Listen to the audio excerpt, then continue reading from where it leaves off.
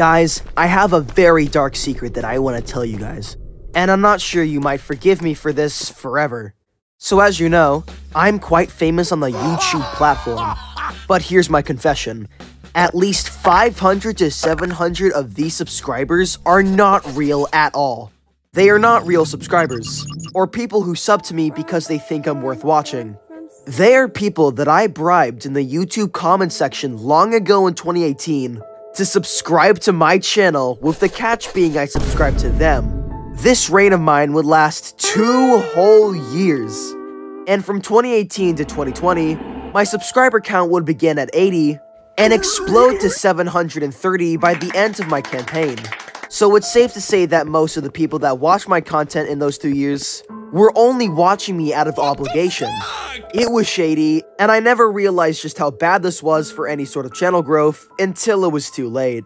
All I wanted to see back then was a big number on the side of my channel, regardless of who subscribed to me.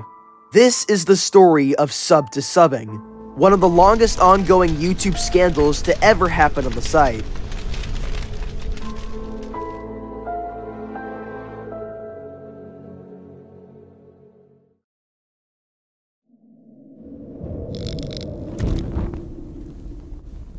Now, let me ask you something, viewers.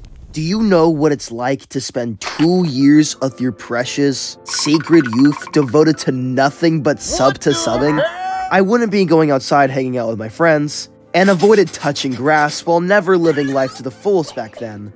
All I did was go onto the sketchiest parts of the YouTube comment section, and continue to bribe day by day for another subscriber. Looking back at it now, it was such an awful path for me to go down. But thankfully, this underground market would give me the hindsight and wisdom to tell you all how shitty of a way this gets you subs. Now, before I tell you my story and why you shouldn't do this, you might be a little confused on what I'm referring to. So, to simplify, Sub2Subbing is an agreement upon 2 channels, typically in the comment section, where one would ask them to subscribe to his or her channel. The catch is that the other user has to make sure that they also subscribe to them, both gaining an additional sub out of it, and a pinky promise that they won't unsub and they'll watch their content. This is what I'm talking about when I say I did 2 years of this business. Business, quote-unquote. Now, theoretically, it doesn't seem that bad to do. And I get why you would do this. Me and most of you viewers probably have a dream job of at least something to do with YouTube. And of course, most of it comes down to your subscriber count. If you don't have a high subscriber count, then you are worthless in the YouTube god eyes. Never mind your actual content.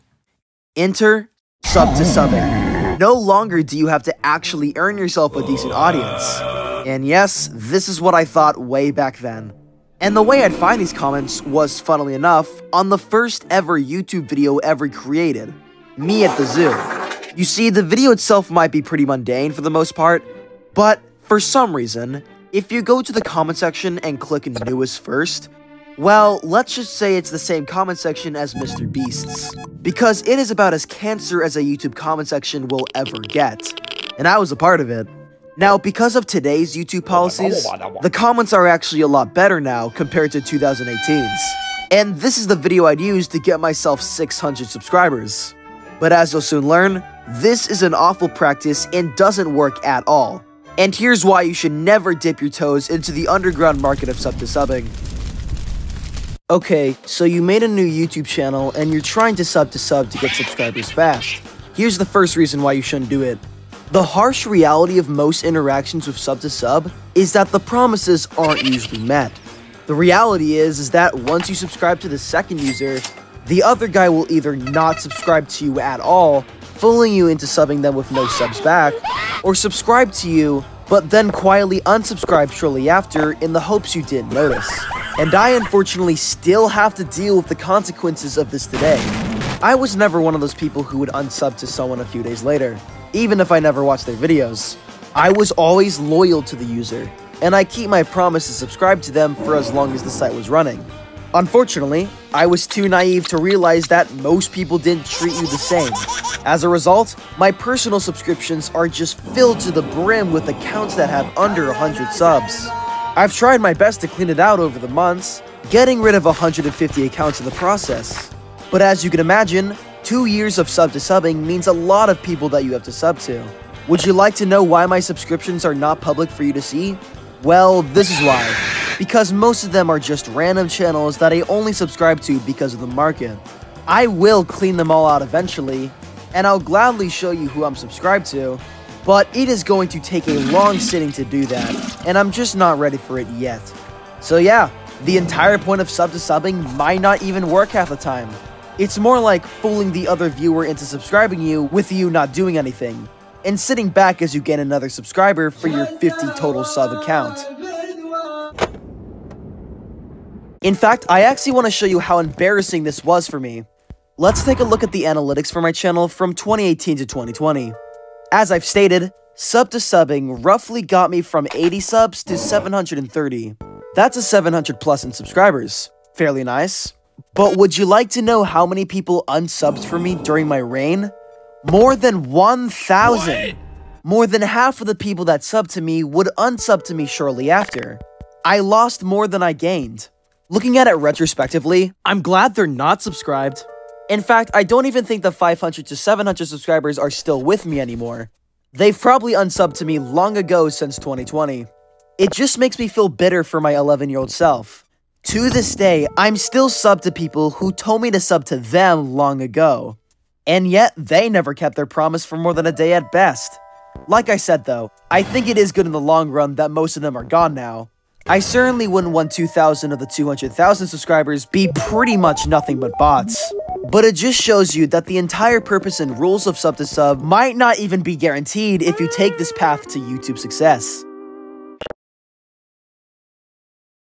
Okay, but let's say that, through a gruesome and hellish process, you somehow get successful entirely off of sub-to-sub. And it can happen. You'll actually see a lot of bigger channels that do this have their entire brand around sub-to-subbing. And for some reason have Mr. Beast profile pictures. Mr. Beast. The most common place you'll find these types of channels are on the massive family-friendly accounts in the comment section, saying some copy-pasta stuff that annoys the hell out of everyone. Okay, so let's say you've now become this channel, and are now an all-powerful empire of about 2,000 subscribers. Well, congratulations! You now have the TikTok celebrity syndrome, where even though you have a bunch of views, subscribers, and videos, no one will remember who you are. You are only using your channel as a number game, instead of actually developing a character or personality your fans can watch to. And as a result, you end up having a forgettable, mundane, and, let's face it, dead channel. I know it's a bit aristocratic to tell all these smaller peasant channels what's good for them, but I assure you, this isn't what YouTube success looks like. And to think that, in a parallel universe, I myself could have become just like this. I guess in a way, I already was down in the comment section. I think the biggest reason why you should avoid sub-to-subbing at all costs is not because it's really faulty, or it has you live long enough to see yourself become the villain. It's because it's really fucking slow.